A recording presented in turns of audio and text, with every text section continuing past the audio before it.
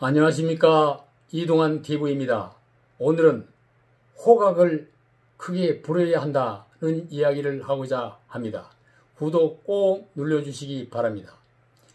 예랭커는 중국의 소설가이며 번역가입니다.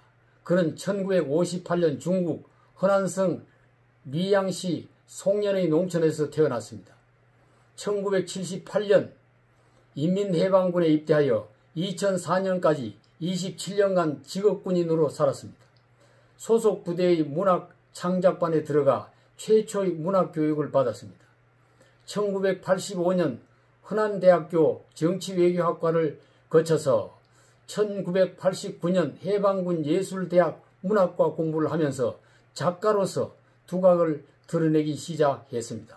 1992년 정식으로 중국작가협회에 가입했습니다. 2004년 장편소설 레닌의 키스를 통해 혁명 이후 민중의 순환사를 부각해 찬반 논쟁을 일으켜 군에서 쫓겨났습니다. 그 후에 발표한 인민을 위해 복무하다는 글은 마오쩌둥 사상을 모독했다 하여 출판, 광고, 게재, 비평, 각색이 금지된 오금 조치를 당하고 말았습니다. 그 후에 발표한 소설 대다수는 중국에서 출판을 거절당했으며 일부는 대만에서 출판되어 20여 국가에서 번역되었습니다. 그는 수많은 장편소설과 중단편 소설 등 산문을 발표해 라오스 문학상 등 20여 개의 문학상을 받았으며 중국 최고 권위의 루신 문학상을 2번이나 받았습니다. 2014년 노벨 문학상에 버금가는 체코의 프란츠 카프카 문학상을 받기도 했습니다. 그 대표적인 작품은 2006년 당시 마을의 꿈과 2008년 풍화송 등 많은 작품이 있습니다. 출간 직후 판매 금지를 당했던 인민을 위해 복무하라는 마오쩌둥의 열렬한 지지자인 군인 우다왕이 사단장의 아내 류렌을 유혹해 빠진다는 내용입니다.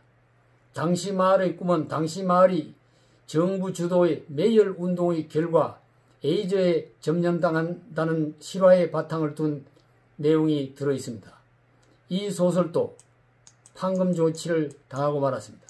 그는 최근 침묵과 한숨, 산문집 서문에 자신의 문학에 대해 이렇게 말했습니다. 역병의 세월이다.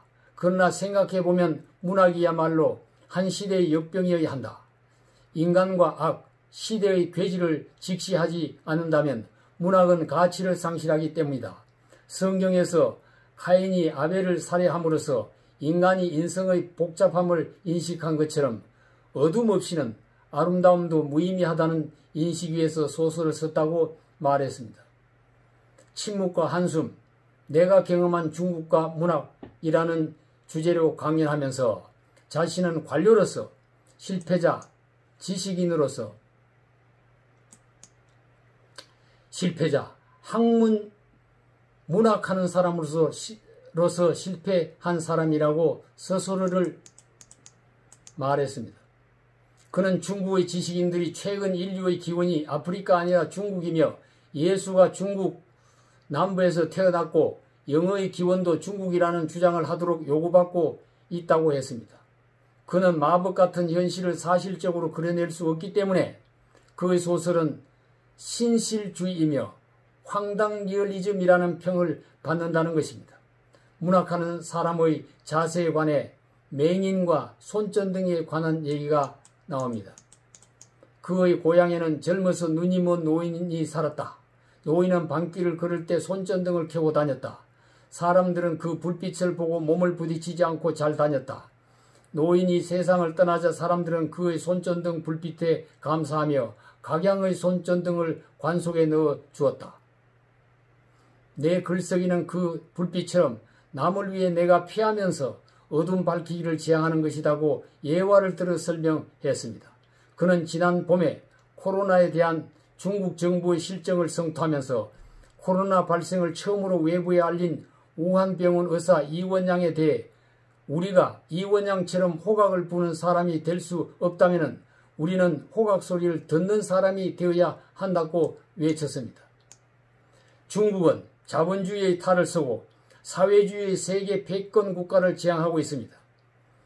민주화의 한계를 억누르고 전체주의 독재 권력을 강화하고 있습니다. 그 과정에서 인민의 자유와 인권이 비참하게 탄압을 받고 있는 실정입니다. 겉으로는 휘황한 치장을 하고 있지만 내면으로는 참으로 어둡고 비통한 비극이 전개되고 있는 것입니다. 소설가 예랭크의 침묵과 한숨은 중국 지식인들의 침묵과 한숨이라고 볼 수가 있는 것입니다. 감사합니다.